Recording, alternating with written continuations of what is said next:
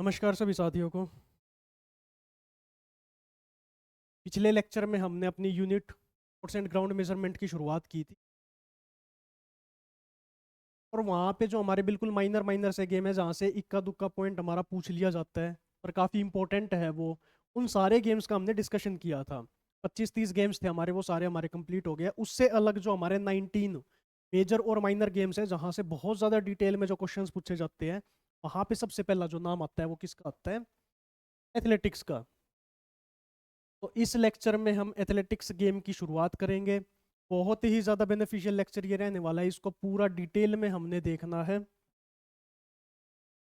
इस यूनिट के अंदर सिर्फ रटने वाली चीज़ें हमारी, और उसके बावजूद हम कैसे इसको एक इफेक्टिव वे में स्टडी कर सकते हैं, हाँ, कैसे उन चीज़ों को लंबे समय तक याद रख सकते हैं, वो सारे टेक्टिक्स की हमने पिछले लेक्चर में बात की थी। तो पिछले लेक्चर को अच्छे से देख लो, उसके बाद इस लेक्चर पे आओ।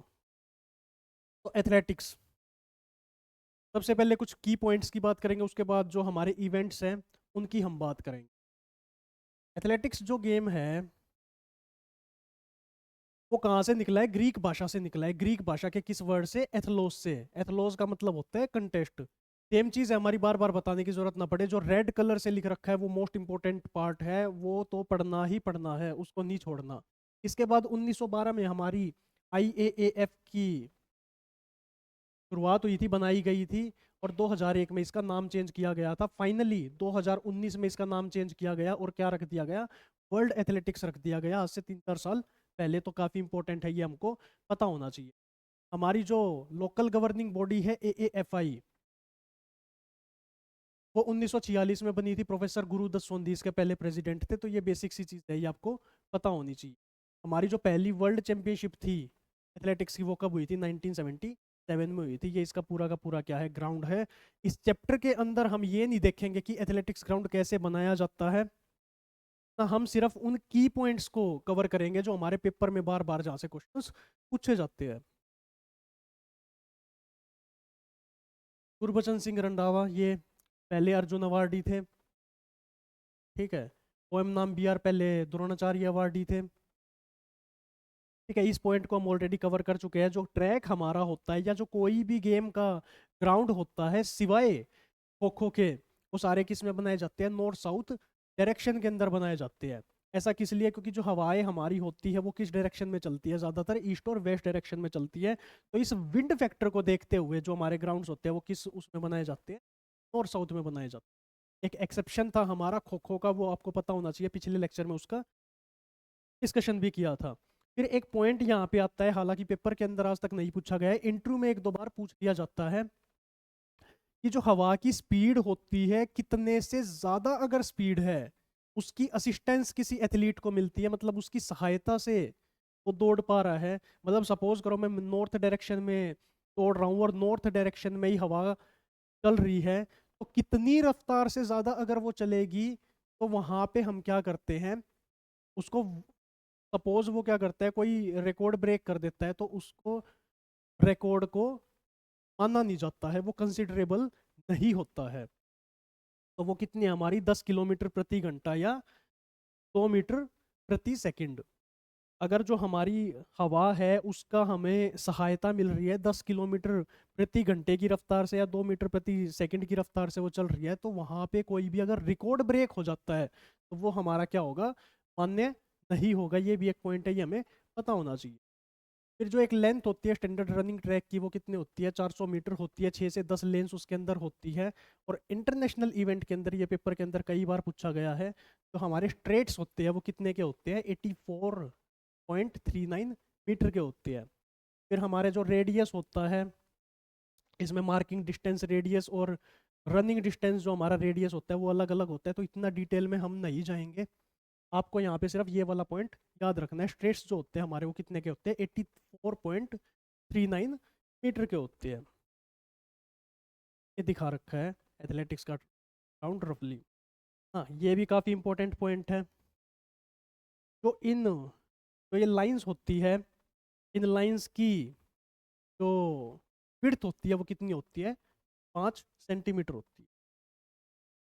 इसके बाद फिर स्टैगर कैलकुलेट करने का फॉर्मूला होता है, स्टैगर क्या होता है और इसका यूज़ क्यों किया जाता है। तो ऐसे ऐसे बहुत सारे पॉइंट्स हैं, इतना डिटेल में हम नहीं जाएंगे, बेसिक हमें पता होना चाहिए, क्योंकि हर एक लेन का जो रेडियस है या जो डिस्टेंस उसका बन रहा है वो कम ज़्यादा बन रहा है ना। तो इसलिए उस केस में क्या किया जाता है कि एथलीट्स को बराबर दौड़ना पड़े तो उनके लिए टैगर इस्तेमाल किया जाता है, मतलब डिस्टेंस को कैलकुलेट करा जाता है। तो उसका ये फॉर्मूला है, मोस्ट इंपॉर्टेंट है, पेपर में बहुत बार पूछा जाता है, W × n−1 माइनस में 0.1 इंटू 2 पाई ना। ये जैसे 2 पाई कहाँ से आ रहा है, दो रेडियस होती है इसलिए 0.1 हम क्यों कर रहे हैं, उसमें मार्किंग डिस्टेंस रेडियस और रनिंग डिस्टेंस रेडियस का रोल है, या जो अंदर कर्व्स लगे होते हैं उसका रोल है। इतना डिटेल हम नहीं जाएंगे, आपको बस ये फॉर्मूला पता होना चाहिए। W का मतलब यहाँ पे होता है विड्थ ऑफ लेन, N का मतलब होता है नंबर ऑफ लेन, कौन सी लेन का हम निकाल रहे हैं, दूसरी का निकाल रहे हैं स्टैगर, तीसरी का, चौथी का, पांचवी का। और पाई मैंने बता ही दिया, कितने हमारे रेडियस होते हैं उस बेसिस पे होता है। जैसे हाफ स्टैगर वाले में देखो फॉर्मूला बिल्कुल सेम रहेगा, यहाँ पे 2 पाई की जगह बस पाई हो जाए। और जैसे 800 मीटर का जो होता है या 5000 मीटर का होता है, उसमें स्टैगर कैलकुलेट करने का तरीका अलग होता है। ठीक है, बेसिक जो हमारा पूछा जाता है वो W × n−1 माइनस 0.1 इंटू में 2 पाई, ये वाला स्टैगर का फॉर्मूला हमें पता होना चाहिए। अब मैंने यहाँ पे सिर्फ वही पॉइंट्स को मेंशन कर रखा है जहाँ से हमारे बार बार क्वेश्चन पूछे जाते हैं। फिर जैसे 800 मीटर का है, ये रेड में नहीं लिख रखा है तो इसको आप पढ़ सकते हो अगर पढ़ना चाहो तो। जैसे इसमें ब्रेक लाइन का इस्तेमाल होता है, कई बार पूछ लिया जाता है ब्रेक लाइन कौन से इवेंट में यूज़ होती है, तो 800 मीटर रेस में होती है। इसके बाद हमारा मेन आता है जो हमारे एथलेटिक्स है, वो हमारा दो भागों में विभाजित किया गया है। एक उसके अंदर होते हैं ट्रैक इवेंट्स, एक उसके अंदर होते हैं फील्ड इवेंट्स। ट्रैक इवेंट में जैसे ये देखो, ये सारे के सारे हैं भाई, स्प्रिंट की रेस है, मिडिल डिस्टेंस रेस है, स्टिपल चेज है, लॉन्ग डिस्टेंस रेस है, हर्डल की है, या वॉक रनिंग है, या कोई मैराथन है, ये सारे के सारे इवेंट्स किसके अंदर आते हैं, हमारे ट्रैक इवेंट्स के आते हैं।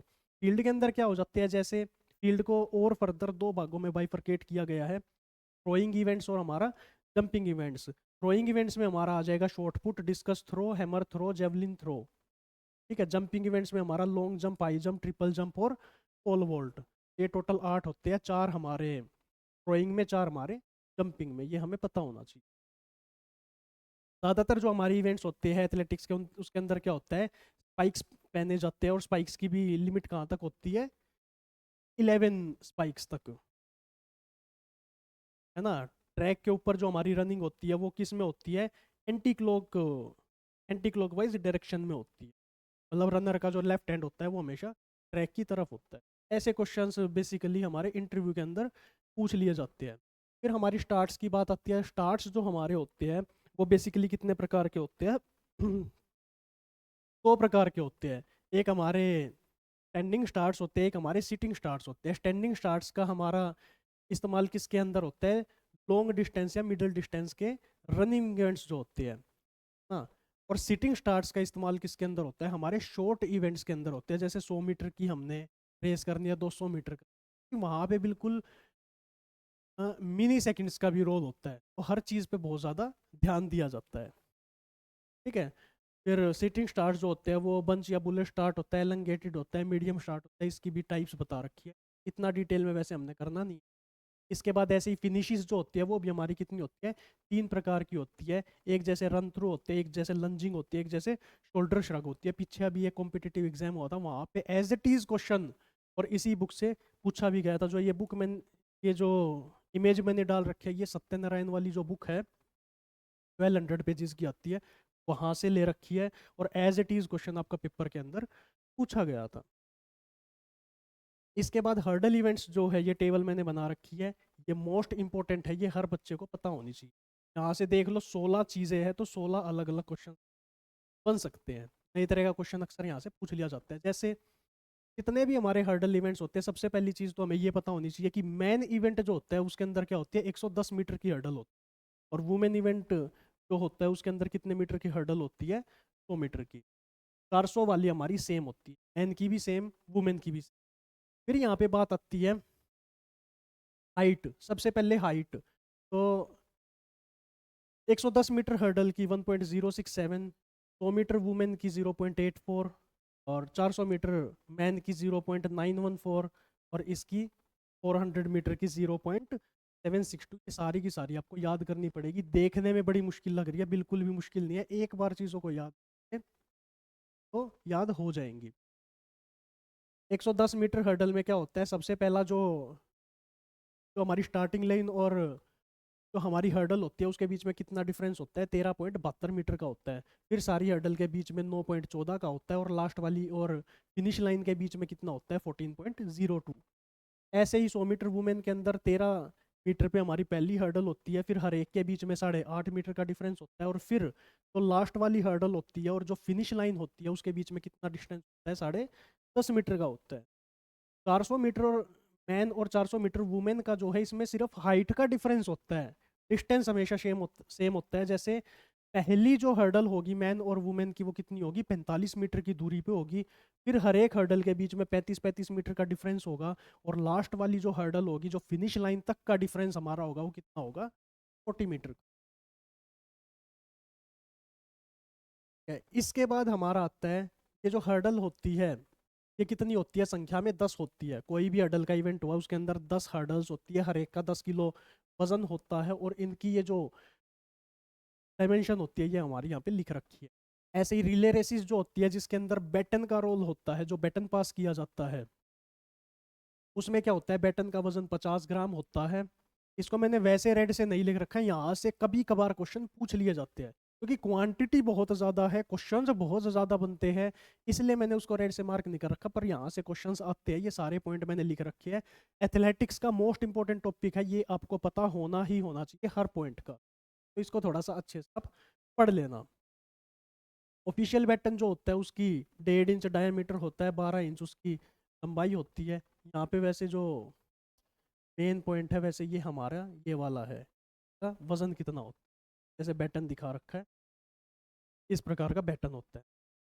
मोस्ट इंपॉर्टेंट और काफ़ी कॉमन क्वेश्चन है ये, हर किसी को पता होगा। मैराथन रेस जो हमारी होती है वो 42.195 किलोमीटर की होती है, मतलब 42 किलोमीटर और 195 मीटर की होती है, या 26 मील 385 यार्ड की होती है। अब क्या हो रहा है कि एग्जामिनर अब थोड़ा सा स्मार्ट हो गया है, उसको पता है कि क्वेश्चन हमारे हमें क्वेश्चन के अंदर वो क्या कर रहा है, डिस्टेंस हमेशा देता था किलोमीटर के अंदर, अब वो क्या करने लग गया है, मील के अंदर देता है, ताकि क्वेश्चन गलत होने की पॉसिबिलिटी हो।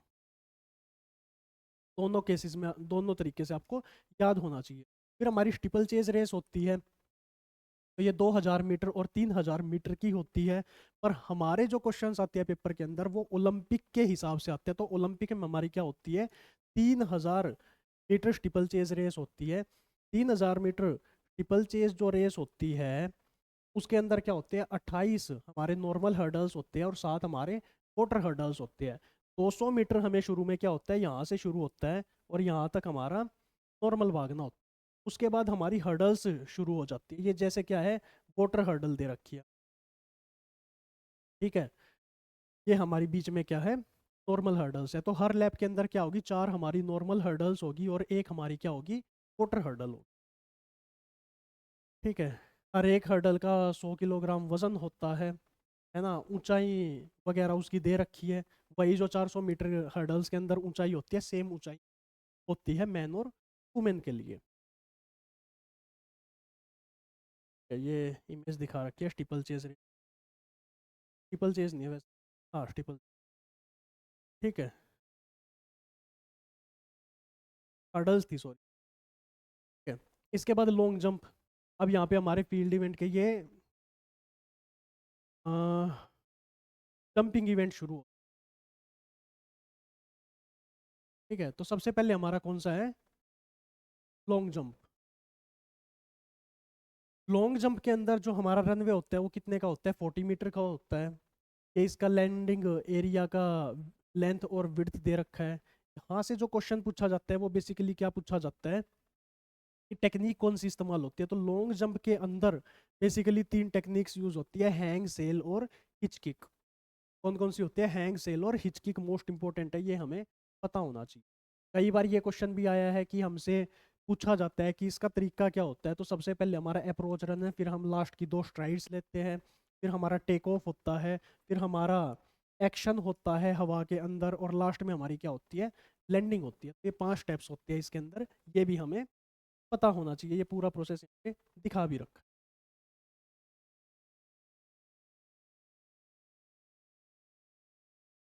ऐसे ही फिर हमारा ट्रिपल जंप होता है। ट्रिपल जंप में हमारी अलग चीज़ क्या है जो हमें पता होना चाहिए, कि जो इसमें टेक ऑफ बोर्ड होता है ना, वो कम से कम कितनी दूरी पे होना चाहिए, 13 मीटर फॉर मैन और 11 metre for women landing area से, क्योंकि इसमें 3 बार जंप लेना पड़ता है। इसको हॉप, स्टेप और जंप भी कहा जाता है, या हॉप, स्किप एंड जंप भी कहा जाता है। सबसे पहले हॉप, फिर स्टेप, फिर जंप।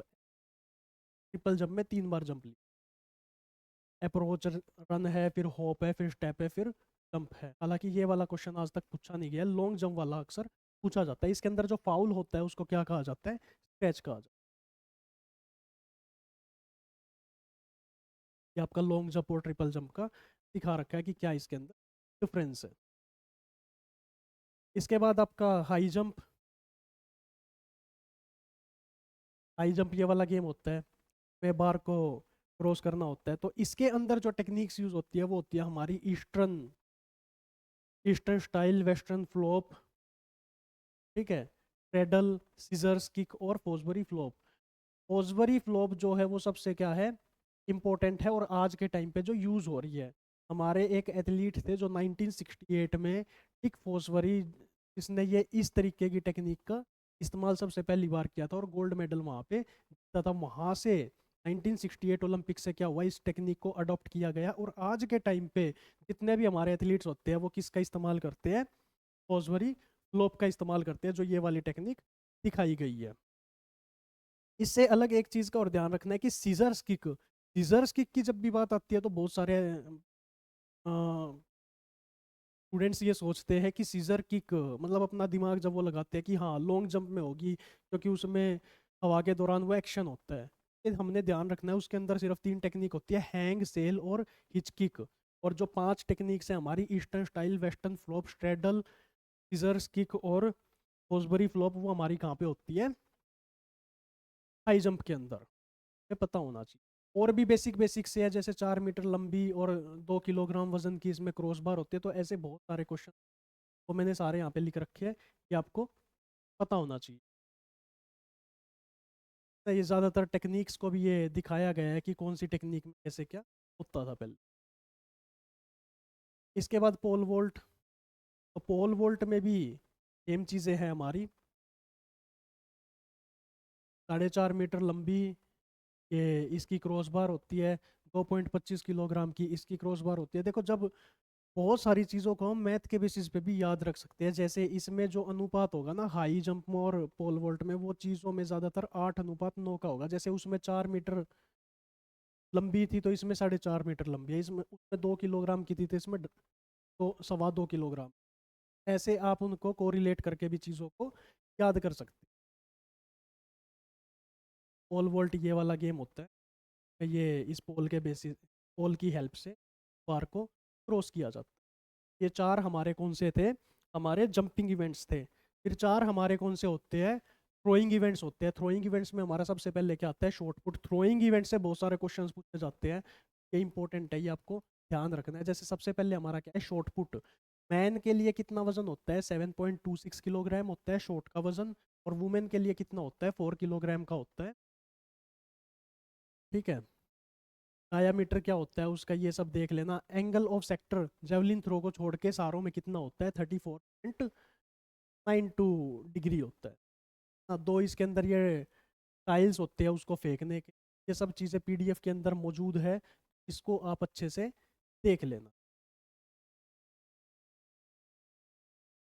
इसके बाद हैमर थ्रो। हैमर थ्रो के अंदर बिल्कुल सेम मेजरमेंट्स होती है, शॉट भी बिल्कुल सेम होता है, बस उसको क्या करा जाता है, एक चेन के साथ हैंग कर दिया जाता है, बांध दिया जाता है, और इसके अंदर बिल्कुल सेम मेजरमेंट्स होती है। इसकी लंबाई वैसे ये दे रखी है, वैसे पेपर के अंदर आज तक पूछा गया है। फिर हमारा डिस्कस थ्रो, इसके अंदर भी सेम एंगल ऑफ सेक्टर है। डिस्कस का वजन कितना होता है? 2 किलोग्राम होता है मैन के लिए और 1 किलोग्राम होता है वुमेन के लिए। ये हमें पता होना चाहिए, काफ़ी इंपॉर्टेंट है। वहाँ पे जो डायामीटर होता है सर्कल का वो 2.15 मीटर होता है। यहाँ पे जो डायामीटर होता है वो थोड़ा सा बढ़ जाता है, तो 2.50 मीटर होता है। ठीक है, ये हमें पता होना चाहिए। इसके बाद चौथा हमारा जो लास्ट होता है थ्रो का, वो हमारा होता है जेवलिन थ्रो। ठीक है, काफ़ी ज़्यादा जो एक्सेप्शंस है वो इसी के अंदर है और यहीं से क्वेश्चन पूछे जाते हैं। जेवलिन थ्रो का जो रनवे होता है वो लगभग 36.5 मीटर का होता है और 4 मीटर वाइड होता है। हाँ, वजन इसकी अगर बात करें तो 800 ग्राम होता है भाले का वजन मैन के लिए और 600 ग्राम होता है वुमेन के लिए। जेवलिन की जो लंबाई होती है वो 2.6 से 2.7 मीटर होती है मैन के लिए, 2.2 से 2.3 मीटर होती है वुमेन। एंगल ऑफ सेक्टर भी इसका डिफरेंट होता है, वहाँ पे 34.92 जो होता है वो यहाँ पे कितना हो जाता है 28.9 मीटर हो जाता है। तो इसके अंदर जितनी भी चीज़ें होगी वो सेम, वो सेक्टर वगैरह वो सेम होगा, और यहाँ पे सब कुछ अलग है ना। 3 फेमस टाइप्स ऑफ ग्रिप होती है। चलो इसको तो फिनिश ग्रिप वैसे पता होना चाहिए, अभी रिसेंटली एक एग्जाम में पूछा गया था। या तो ये और भी कुछ बेसिक रूल्स वगैरह दे रखे हैं कि कैसे हमारी पोजीशन निकाली जाती है, सारे आप देख लेना। इसके बाद हमारे फिर कुछ अलग इवेंट्स भी होते हैं जिसके अंदर मतलब कई कई इवेंट्स होते हैं। तो ये भी हमने ओलंपिक के बेसिस पे ले रखे हैं, क्योंकि डिकेथलन यहाँ पे तो हम पढ़ेंगे सिर्फ मैन के लिए होती है, पर एक्चुअल में वुमेन के लिए भी होती है। पर हम यहाँ पे जो चीज़ें पढ़ रहे हैं वो पढ़ रहे हैं on the basis of Olympics, कि क्वेश्चन उसी के बेसिस पे। पॉइंट्स जो होते हैं वो कितने होते हैं टोटल? 1 से 12,000 तक के बीच में होते हैं। डिकैथलन के अंदर मोस्ट इंपॉर्टेंट है, 4 ट्रैक इवेंट होते हैं, 6 फील्ड इवेंट्स होते हैं। इनका सीक्वेंस हमें याद होना चाहिए, मोस्ट इंपॉर्टेंट है। पहले दिन जैसे क्या होगा, देखो ट्रैक इवेंट कहाँ पे है, थोड़ा सा इसको समझने की कोशिश करो। पहले दिन पहला इवेंट, आखिरी इवेंट, दूसरे दिन भी पहला इवेंट और आखिरी इवेंट, ये क्या है? Track event. 100 metre, 400 metre, 110 metre और 1500 मीटर। और फील्ड इवेंट्स क्या हो गए, दिनों के बीच में आएंगे, जैसे LSH long jump, short put, high, DPJ, ऐसे इनको याद कर लो। डिस्कस थ्रो, पोल वॉल्ट और जेवलिन थ्रो। ऐसे ही हेप्टैथलन का, ये सिर्फ फीमेल्स के लिए होते हैं। हेप्टैथलन मतलब 7, तो 7 में क्या होते हैं? 3 ट्रैक इवेंट आते हैं और 4 फील्ड इवेंट। या ट्रैक इवेंट हमेशा कम होंगे, फील्ड इवेंट हमेशा ज़्यादा हो गए। तो इसमें क्या होगा, थोड़ा सा डिफरेंट है। देखो पहले दिन 100 मीटर हर्डल हो जाएगी, फिर 200 मीटर हो जाएगी लास्ट में, और तीसरे दिन क्या होगी, दूसरे दिन क्या होगी, क्योंकि 3 ट्रैक इवेंट होते हैं तो शुरुआत में नहीं है, सिर्फ लास्ट में क्या है, 800 मीटर है। 4 फील्ड इवेंट कैसे आएंगे, देखो वो जो हमने करे थे LSH वो थोड़ा उल्टा है यहाँ पे। LSH मतलब एक फोटोग्राफिक जो मेमोरी होती है वो यहाँ पे थोड़ी सी कम आएगी। वो कहाँ पे क्या लिख रखा है या कैसे क्या छप रहा है वो आप अपने दिमाग में बिठाओ, फिर उस चीज़ को आप लंबे समय तक याद रख पाओ ना। वो DPJ जो था वो DP हटा दिया यहाँ से, सिर्फ जेवलिन बच गया उसी से। थोड़ा सा आपको ऐसे मेमोराइज करना पड़ेगा इसको। ये इसकी इमेज दिखा रखी है, या तो इस इमेज को भी आप मेमोराइज करो, उसके बेसिस पे आप उसको आंसर कर सकते हो। हालांकि किसी चीज़ को बार बार पढ़ोगे तो लंबे समय तक अपने आप याद भी हो जाएगी। इससे अलग एक हमारी पेंटाथलन भी होती है। मॉडर्न पेंटाथलन जो होती है उसके अंदर फेंसिंग होती है, 200 मीटर फ्री स्टाइल होती है, हाँ स्विमिंग होती है, शो जंपिंग होती है, और फाइनली एक कंबाइंड इवेंट होता है जिसमें 3200 मीटर की क्रॉस कंट्री होती है और पिस्टल शूटिंग। ये दिखा रखे हैं। ऐसे ही ट्रायथलन भी होती है। ट्रायथलन के अंदर 3 चीज़ें होती है। सबसे पहले आपकी 1.5 किलोमीटर स्विमिंग होगी, फिर 40 किलोमीटर आपकी साइकिलिंग होगी, फिर 10 किलोमीटर आपकी रनिंग होगी। ऐसे ही एक डुएथलन भी होती है, हालांकि यहाँ से क्वेश्चन अभी तक आया नहीं है। डुएथलन के अंदर क्या होता है, पहले रनिंग होती है, फिर साइकिलिंग होती है, फिर दोबारा रनिंग होती है। ठीक है, तो ये आपका था मेन मेन एथलेटिक्स का। इतना यदि आप पढ़ लेते हो तो मेरे ख्याल से आपका क्वेश्चन भी मिस नहीं होगा। 90 to 95% क्वेश्चन को आप इजीली टारगेट कर पाओगे। इस लेक्चर में इतना ही। इसके बाद 18 और लेक्चर्स हैं हमारे मेजर गेम और माइनर गेम्स के, ये सारा का सारा आप कर लेते हो तो 99% क्वेश्चन मैं कहता हूँ आप आराम से टारगेट कर पाओगे, कि वही चीज़ें आपकी रिपीट होती है। बस आपको बशर्ते पता होना चाहिए कि कहाँ से क्या चीज़ आप पूछी जा रही है। इस चीज़ को थोड़ा सा और विस्तार में जो हमने दे रखा है, वो मेरी जो क्लास नोट्स की बुक है राकेश यादव सर के साथ, उसके अंदर बड़े अच्छे तरीके से दिखा रखा है with the help of supported pictures. तो उसको भी आप परचेज कर सकते हो और वहाँ से आप इन चीज़ों को कर सकते हो। थोड़ा डिटेल में आप करना चाहते हो तो पीपीटी से आप कर सकते हो। लेक्चर में इतना ही, 18 और हमारे लेक्चर्स को जल्दी ख़त्म करें, पूरा हो जाएगा।